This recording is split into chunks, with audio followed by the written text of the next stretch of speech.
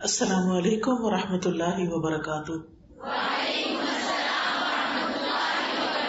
کیا حال ہے سب کا؟ الحمدللہ، اللہ کا شکر ہے۔ نحمدہ ونصلی علی رسولہ الکریم، اما بعد فاعوذ باللہ من الشیطان الرجیم، بسم اللہ الرحمن الرحیم۔ رب اشرح لی صدری ویسر لی امری واحلل عقدۃ من لسانی یفقهوا قولی۔ اللہم انا نسألک علما نافعا وعملا متقبلا ورزقا طیبا۔ الحمد للہ الولی الحمید، اسبغ علینا نعمہ ظاہرۃ وباطنہ، وہدانا لدینہ وما کنا لنہتدی لولا ان ہدانا اللہ۔ نحمده علی نعمہ العظیمہ وآلائہ الجسیمہ۔ تمام تعریفیں اللہ سبحانہ وتعالیٰ کے لیے ہیں جو حمایتی اور مددگار ہے، بے حد تعریف والا ہے۔ اس نے ہمیں اپنی ظاہری اور باطنی نعمتوں سے نوازا ہے اور ہمیں اپنے دین کی طرف رہنمائی کی ہے، ہمیں اپنا دین سکھایا ہے، ہمارے دل میں دین کی محبت پیدا کی ہے، ہمیں دین پر عمل کرنے کا شوق عطا کیا۔ ہم اس پر اپنے رب کے شکر گزار ہیں اور اس کی تعریف کرتے ہیں، اس کی حمد و ثنا بیان کرتے ہیں۔ اور ہم ہرگز ہدایت یافتہ نہ ہوتے اگر اللہ ہمیں ہدایت نہ دیتا۔ ہم اللہ کی عظیم نعمتوں اور اس کے بڑے بڑے احسانات پر اس کی حمد بیان کرتے ہیں، اس کا شکر بجا لاتے ہیں۔ آج جس موضوع پر میں آپ کے ساتھ گفتگو کروں گی وہ ہے زندگی میں آسانی کی دعائیں۔ ہم سب جانتے ہیں کہ اللہ تعالیٰ نے اس دنیا کو آزمائش کا گھر بنایا ہے۔ انسان کی تخلیق کی حقیقت بیان کرتے ہوئے اللہ تعالیٰ فرماتے ہیں لَقَدْ خَلَقْنَا الْإِنسَانَ فِي كَبَدٍ، بلا شبہ یقیناً ہم نے انسان کو بڑی مشقت میں پیدا کیا ہے۔ ہم سب زندگی میں آسانی ڈھونڈتے ہیں اور اللہ سبحانہ تعالیٰ نے ہمیں مشقت میں پیدا کیا ہے۔ ہم سب دنیا کو جنت بنانے کی کوشش میں ہیں، جبکہ اللہ تعالیٰ نے اسے دارالامتحان بنایا ہے۔ یہ جگہ تو امتحان کی جگہ ہے جس میں مجھ سے اور آپ سے یہ دیکھا جا رہا ہے کہ ان مختلف طرح کی آزمائشوں میں ہم کرتے کیا ہیں۔ الذی خلق الموت والحیاۃ لیبلوکم ایکم احسن عملا، وہ جس نے موت اور زندگی کو بنایا تاکہ تمہیں آزما کے دیکھے کہ تم میں سے کون اچھے عمل کرنے والا ہے۔ لہذا ہم سب کی آزمائش ہے۔ آپ کو دنیا میں کوئی ایک شخص ایسا نہیں ملے گا جو یہ کہے کہ آج تک مجھ پر کوئی مشکل نہیں آئی، یا مجھے کوئی تکلیف نہیں ہوئی، یا میری صحت میں کبھی کوئی کمی بیشی نہیں ہوئی، یا مجھے کسی کی طرف سے کوئی رنج و غم نہیں ملا، یا مجھے کسی پریشانی کا سامنا نہیں کرنا پڑا۔ ہر شخص آزمایا جا رہا ہے اور ہر شخص کی آزمائش مختلف ہے۔ کسی کو کسی چیز سے آزمایا جا رہا ہے، کسی کو کسی چیز سے، لیکن آزمائش سب کی ہو رہی ہے، میری بھی اور آپ کی۔ آزمائش یا امتحان، اس کے آنے پر ہمارا طرز عمل کیا ہے، ہمارا ری ایکشن کیا ہے، ہم کرتے کیا ہیں، یہ ہے اصل دیکھنے کی چیز۔ جو تکلیف آنے پر اللہ سے گلہ شکوہ نہیں کرتے، اللہ کی رضا پہ راضی ہو جاتے ہیں، اللہ تعالیٰ ان سے راضی ہو جاتا ہے۔ اللہ تعالیٰ ان کو ثابت قدمی عطا کرتا ہے، اللہ تعالیٰ ان کے درجات بلند کر دیتا ہے، ان کے گناہوں کو معاف کر دیتا ہے اور ان کو اپنے مقربین میں شامل کر لیتا ہے۔ لیکن جو لوگ تکلیف آنے پر ناراض ہوتے ہیں، واویلا کرتے ہیں، غصہ کرتے ہیں اور اللہ تعالیٰ سے ناراض ہو جاتے ہیں، تو اللہ سبحانہ تعالیٰ بھی ان سے ناراض ہو جاتا ہے۔ تو اس لیے بہت ضروری ہے کہ ہم اس بات کو سمجھیں کہ اس دنیا میں سختیاں، مشقتیں اور تکلیفیں ہوں گی۔ کچھ تکلیفیں ایسی ہیں جو اس دنیا کے لیے ہیں، کچھ تکلیفیں ایسی ہیں جو برزخ کے لیے ہیں، قبر کے لیے ہیں، کچھ تکلیفیں ایسی ہیں جو قیامت کے دن کے لیے ہیں، لیکن تکلیفیں تو ہیں. ابن الجوزی کہتے ہیں دنیا آزمائشوں اور مصیبتوں کے لیے بنائی گئی ہے. سمجھدار شخص کو چاہیے کہ اپنے نفس کو صبر پر آمادہ کرے. اس کا حل صرف صبر ہے. خوشحالی کا گھر، نعمتوں کا گھر تو صرف آخرت ہے. اللہ نے جنت انسانوں کے لیے ہی بنائی ہے، لیکن اس جنت میں جانے سے پہلے ہر ایک کا امتحان ہو رہا ہے کہ کون جنت میں انٹری کے قابل ہے اور کون نہیں، کس کو جنت ملنی چاہیے کس کو نہیں، وہ ہر انسان کے عمل سے دیکھا جا رہا ہے. جنت ہی ایسی جگہ ہے جہاں پہنچ کر انسان کہے گا کہ شکر ہے اس رب کا جس نے ہم سے غم کو دور کر دیا.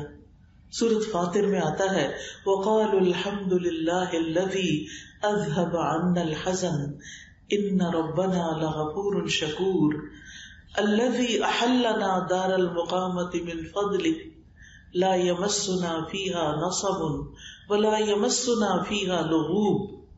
اور وہ کہیں گے اس اللہ کا شکر ہے جس نے ہم سے ہم و غم کو دور کر دیا. جنت میں انسان کا پہلا قدم جائے گا تو اس کے سارے غم دور ہو جائیں گے، اس ساری پریشانیوں کو بھول جائے گا، اس کو کوئی تکلیف یاد ہی نہیں رہے گی، اور آئندہ ہمیشہ ہمیشہ کے لیے اب وہ صرف خوش ہی خوش رہے گا. وہ وہاں کہے گا شکر ہے اس رب کا جس نے ہم سے غم دور کر دیا. یقیناً ہمارا رب بخشنے والا بڑا ہی قدردان ہے، جس نے اپنے فضل سے ہمیں ابدی قیام گاہ میں لا اتارا، جہاں ہمیں نہ مشقت اٹھانی پڑتی ہے نہ تھکاوٹ لاحق ہوتی ہے، نہ کوئی تھکاوٹ نہ کوئی بوریت، کچھ بھی نہیں، اب آرام ہی آرام ہے. لیکن اس آرام کے لیے اس دنیا میں کام ہی کام ہے، محنت ہی محنت ہے. جو لوگ یہاں آرام کر رہے ہیں اور آخرت کی تیاری نہیں کر رہے، پھر وہاں ان کے لیے مشقتیں ہی مشقتیں ہیں.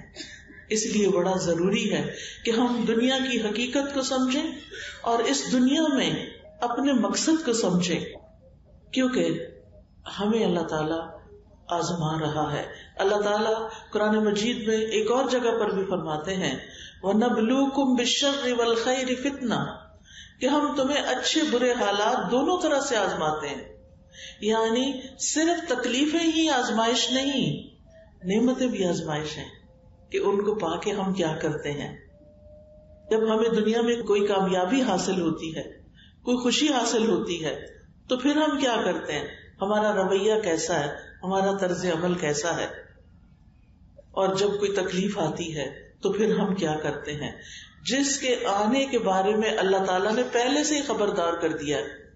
سورۃ البقرہ میں اللہ تعالیٰ فرماتے ہیں وَلَنَبْلُوَنَّكُمْ بِشَيْءٍ من الخوف والجوع ونقص من الأموال والأنفس والثمرات وبشر الصابرين الذين إذا أصابتهم مصيبة قالوا إنا لله وإنا إليه راجعون أولئك عليهم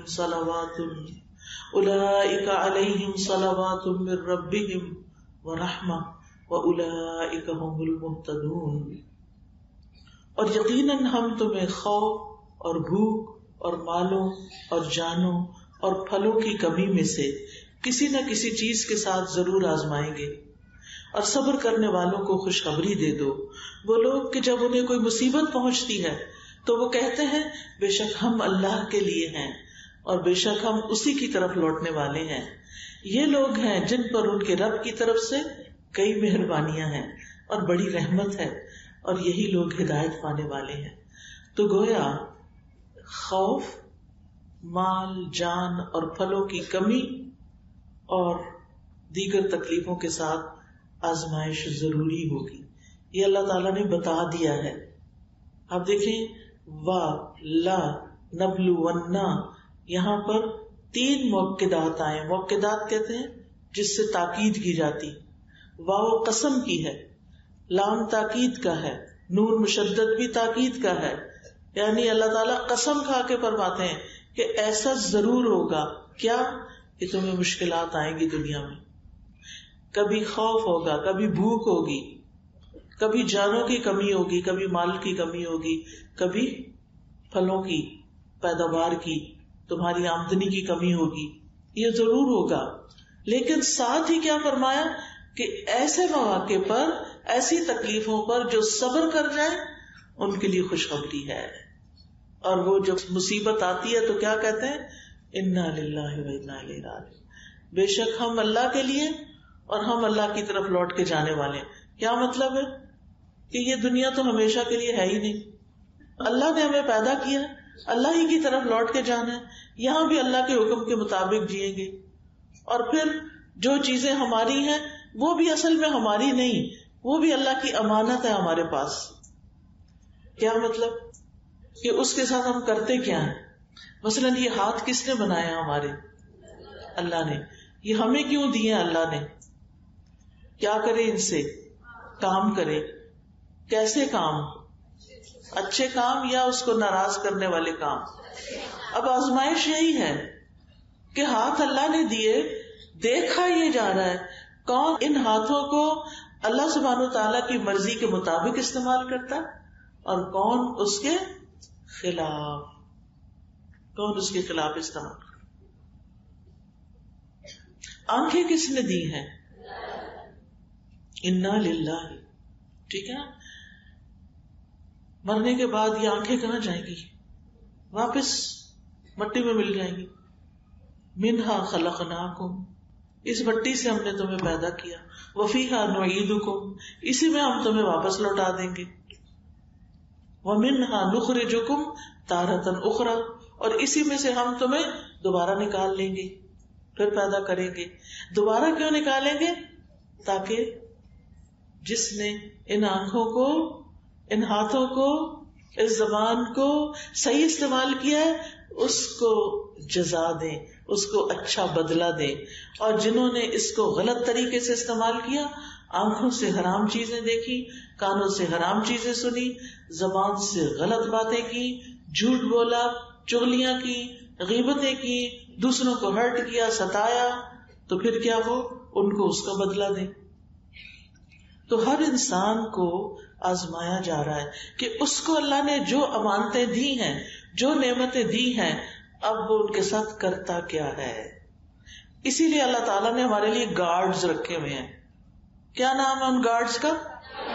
کرامن کاتبین. وہ کیا کر رہے ہیں؟ لکھ رہے ہیں. جو کچھ کرتے ہو لکھتے جا رہے ہیں. اور کون لکھوا رہا ہے؟ انا کننا نستنسخ, بے شک ہم لکھوا رہے تھے. کیا اللہ تعالیٰ کو خود نہیں پتا ہم کیا کر رہے ہیں؟ پتا ہے اللہ تعالیٰ کو پتا ہے کہ ہم کیا کر رہے ہیں, لیکن وہ لکھوا کیوں رہے ہیں؟ سوچے ذرا, اللہ تعالیٰ اپنے علم کے علاوہ ہر شخص کے اوپر ایک نگران ہے, اور وہ اللہ کی نگرانی ہے. اور اس کے باوجود وہ لکھوا رہا ہے تاکہ کل کو کوئی یہ نہ کہے نہیں میں نے تو نہیں کیا. اور آج آپ دیکھیں دنیا میں بھی بعض اوقات ایسے ہوتا ہے کہ لوگ چھپ کے ویڈیو بنا لیتے ہیں, پھر پوچھتے ہیں کہ تم نے کیا, اور جب وہ کہتا ہے کہ نہیں پچھلے دن ایسے ہی کسی نے کیا. گھروں میں اب کیمرے لگے ہوتے ہیں نا, تو اب وہ کسی نے اسی طرح کا غلط کام کیا, وہ کیمرے میں اس کی تصویر آ گئی, اس کو بلایا گیا کہ تم نے یہ کیا, اس نے کہا نہیں میں نے تو نہیں کیا, مجھے نہیں پتا. انہوں نے ویڈیو چلا کے دکھا دی. اب کیا ہوا؟ اب کوئی کہہ سکتا ہے کہ نہیں یہ میں نہیں, جب تصویر بھی آ رہی ہے, ٹائم بھی آ رہا ہے, سب کچھ آ رہا ہے. قیامت کے دن اس سے بھی زیادہ شرمندگی ہوگی جب منہ بند کر دیے جائیں گے, ہاتھ بولنے لگیں گے. یہ ہاتھ ہیں تو ہمارے پر ہمارے نہیں ہیں, ہمارے وفادار کوئی نہیں. جب اللہ تعالیٰ نے ان کو بلوانا ہے تو یہ ہر وقت ہمیں دیکھتے رہتے ہیں ہم کیا کرتے ہیں, کیا پکڑتے ہیں, کیا رکھتے ہیں, کیا آن کرتے ہیں, کیا آف کرتے ہیں, اپنا وقت کہاں لگا رہے ہیں, کتنے گھنٹے یوٹیوب پہ بیٹھے رہتے ہیں, اور صرف دنیا کے چند پیسے کمانے کے لیے نمازیں، دین، قرآن، ہر چیز بھول کے، خیر، نیکی، آخرت کی تیاری کے کام چھوڑ کے صرف یوٹیوب چینل بنا رہے ہیں تاکہ اس کے اوپر اشتہار گندے مندے چلے اور اس میں سے ہمیں کچھ پیسے مل جائیں. ویڈیو بنا رہے ہیں گھنٹوں، پھر ایڈٹ کر رہے ہیں گھنٹوں، اور ڈال اس پہ کیا رہے ہیں؟ کوئی کھانے کی ریسیپی ڈال رہا ہے، کوئی ایکسرسائز ڈال رہا ہے، کوئی ادھر ادھر کی سچی جھوٹی باتیں ڈال رہا ہے اور ویوز بنا رہا ہے تاکہ پیسے ملیں. دنیا کی محبت نے انسان کو آخرت سے غافل کر دیا. الہاکم التکاثر حتی زرتم المقابر کلا سوف تعلمون ثم کلا سوف تعلمون. الہاکم التکاثر، ایک دوسرے کے مقابلے میں کثرت سے یعنی مال حاصل کرنے کی خواہش نے تمہیں لہو و لعب میں مبتلا کر دیا، غافل کر دیا. اتنے غافل رہے حتی زرتم المقابر، یہاں تک کہ تم نے قبریں جا دیکھی، قبر میں پہنچ گئے. دنیا دنیا دنیا، اور نہیں پتا کس وقت چلے جانا ہے، اور آخرت کی کوئی فکر نہیں. دنیا میں گھنٹوں لگا دیتے ہیں، نہیں تھکتے، اور آخرت کا کام تھوڑا سا. جب اتنے گھنٹے تھک کے اٹھیں گے اور بیکار سے کام کر کے، فضول کام کر کے اٹھیں گے، نماز پڑھیں گے تو کیا ہوگا؟ آنکھیں بھی بند ہوں گی اور یون کر رہے ہوں گے، کسی طرح سر سے اتر جائے، کیونکہ نہ پڑھی تو پھر کہیں پکڑی نہ ہو جائے. پر ایسی پڑھی کا کیا فائدہ جس میں نہ اللہ کی یاد ہے، نہ اللہ کی محبت اور نہ اللہ کے سامنے کچھ عاجزی ہے. تو ہم سب بنیادی طور پر ایک دھوکے میں پڑے ہوئے ہیں کہ شاید ہم نے ہمیشہ یہاں رہنا ہے، شاید یہ جوانی ہمیشہ رہے گی، شاید یہ رنگ میلے ہمیشہ رہیں گے. نہیں، یہ بہت جلد ختم ہو جائیں گے. اور مرنے کے بعد انسان کیا کہے گا؟ میں دنیا میں کتنا جیا؟ الا عشیۃ او ضحاہا، دن کا ایک حصہ، صبح کا یا شام کا. ہم سب کو سوچنا چاہیے کہ ہم اپنے اس وقت کو جس میں ہماری آزمائش ہو رہی ہے ہم کس طرح گزار رہے ہیں. اب سوال یہ پیدا ہوتا ہے کہ تکلیفیں کیوں آتی ہیں؟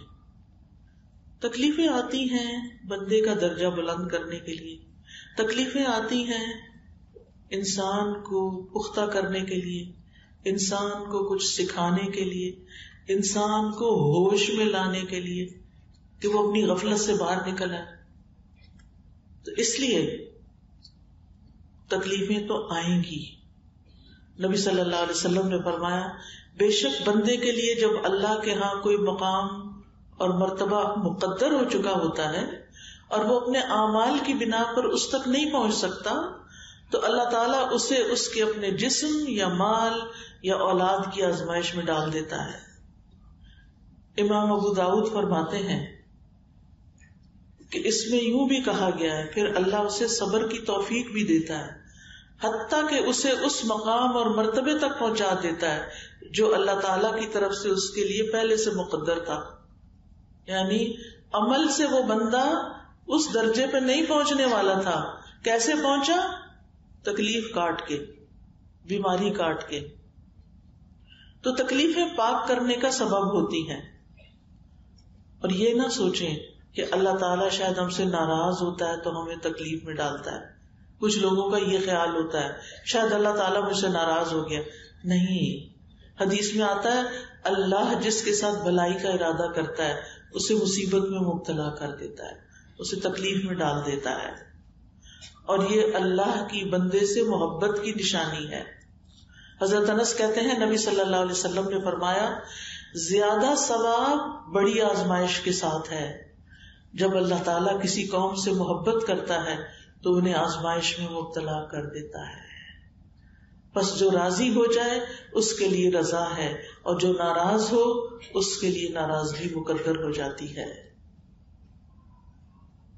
جتنے بھی اللہ کے بڑے بڑے پیارے پیغمبر گزرے ہیں وہ سب تکلیفوں سے گزرے ہیں. کیا آدم علیہ السلام کی آزمائش ہوئی تھی؟ آدم علیہ السلام کا امتحان ہوا تھا. پھر کیا ہوا اس کے بعد؟ جب وہ اس میں ناکام ہو گئے تو ان سے جنت کا لباس اتروا لیا گیا، ان کو جنت سے نکال دیا گیا. کیا ان کو کوئی تکلیف ہوئی ہوگی؟ بہت تکلیف ہوئی. پھر انہوں نے اللہ سے معافی مانگی، انہوں نے دعا مانگی کیا؟ ربنا ظلمنا انفسنا وان لم تغفر لنا